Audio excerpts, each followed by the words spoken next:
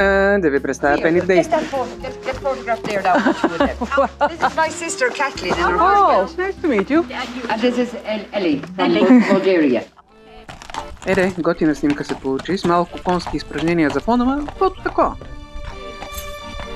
Наближаваше момента да си тръгвам от острова, защото имах уговорка да се върна в Шотландия за около 2 месеца. Според прогнозата, оказаха се прави в последствие, това щеше да е последния хубав ден от престоя ми и двете с Катерина, Кристина си беше заминала вече, решихме да се възползваме и да отидем до най-известната забележителност на острова Донингас. Беше почти на другия край, да помолихме Пени да ни закара след работа, а ние да се преберем пеша от там.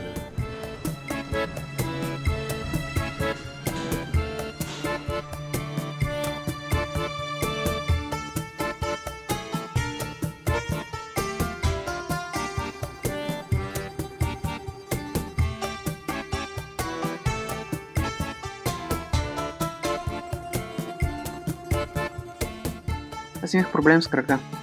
Някакво възпаление, нерв, сухожилие и всичко на камара. Почти седмица бяхме на противовъзпалителни и обезболяващи. Все пак прецених, че ще се справя с 8 км ходене по асфалтов път. И не исках да прехосвам хубавия ден, така че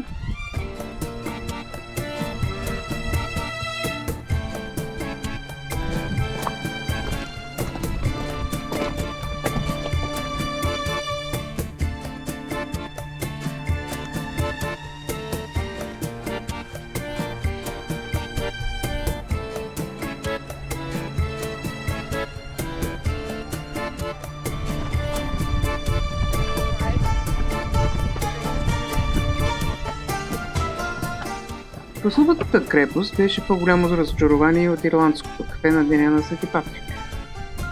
Ти беше изплатен вход, моля ви се. Ние минахме безплатно, понеже работим на острова и сме местни, не?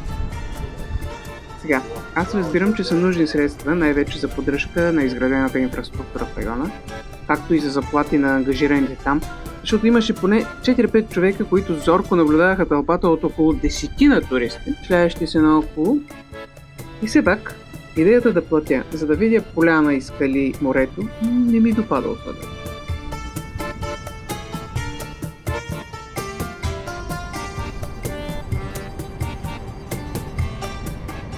Красиво е, спор няма. Ама сравнено с черната крепост, която е напълно свободно достъпна, ми не беше нещо пък чак впечатляващо. Добре да признавам си, на самата крепост не обърнах много внимание, но всъщност никой не отива там, за да види крепостта.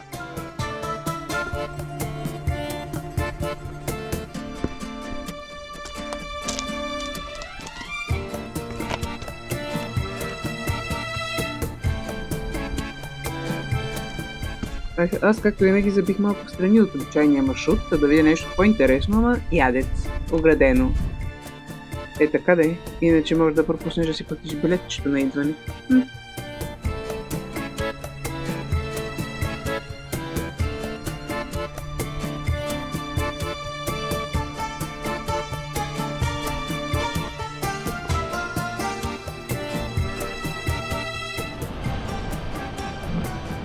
А природата е просто величество.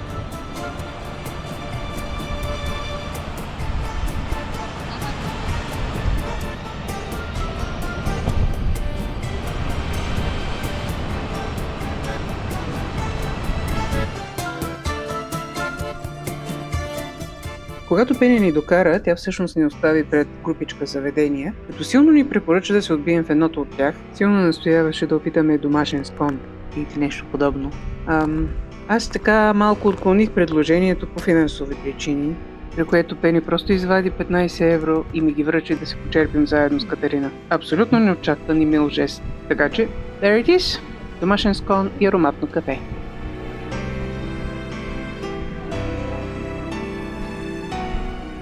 Подкрепени от почерпката, поехме по обратния път.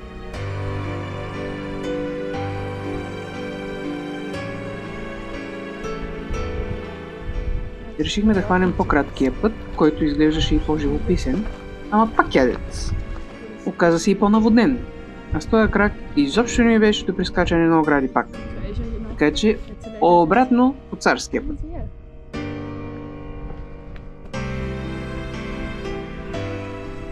Тази любопитна дама само дето не се метна връз нас и толкова ме впечатли, че съвсем забравих за видеокамерата в джоба си, така че ще караме само на снимки.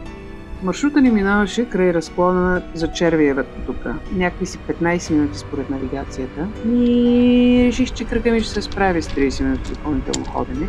Да, навигацията ми е супер, ама не казва по какво ще се ходи. Това подкачане по каманаците определено разказа играта на горкия ми израстък, който тъкмо беше започнал да се възстановява. Ама пък беше толкова красиво.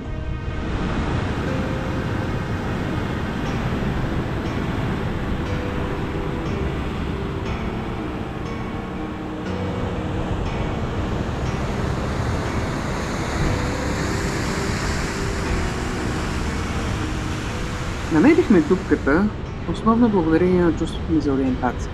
Нямаше пукнат знак или табела. Навръщане видяхме една, в средата на нищо. Отново не бях много впечатлена от въпросната забележителност, може би заради отлива. Подозирам, че при прилив клетката ще да е доста по-въздействаща.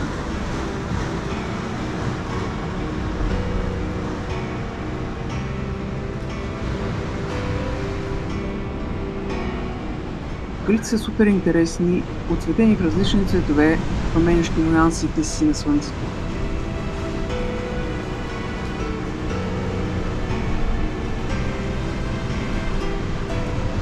Просто е красиво.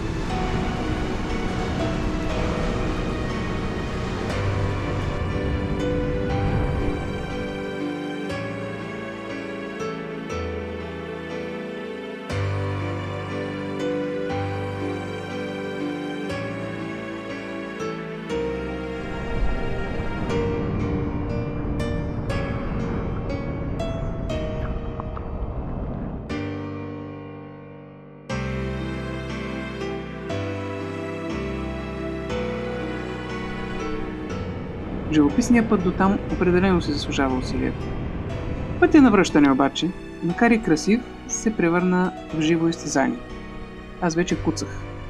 А горката Катарина трябваше постоянно да спира и да ме изчака, тъй като просто отказа да ме остави и да се прибере сама.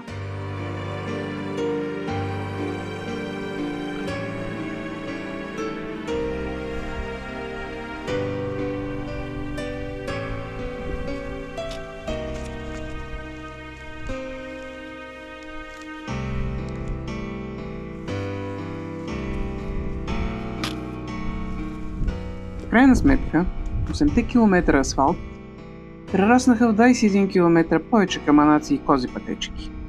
Накрая едва се довлякох обратно, куцайки и проклинайки големите си кози рога.